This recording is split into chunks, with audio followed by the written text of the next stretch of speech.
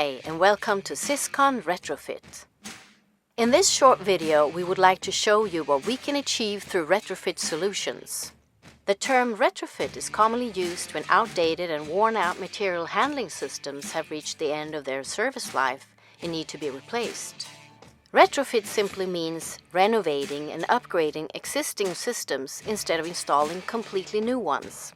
The process is quick, cost-effective, extends the lifespan of the equipment, and provides long-term energy savings in many ways. You know the word sustainability? That's exactly what this is all about.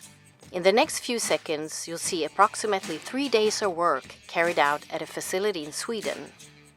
As you can see, things move fast.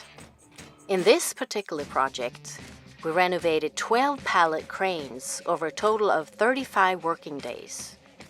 If we had replaced all stations with new material, large parts of the plant would have had to stand still for a longer period of time, resulting in significant production losses.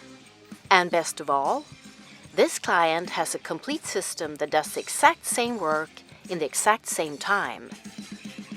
If you are in a situation where you think retrofit might be something for you, please contact us and we will look at possible solutions together.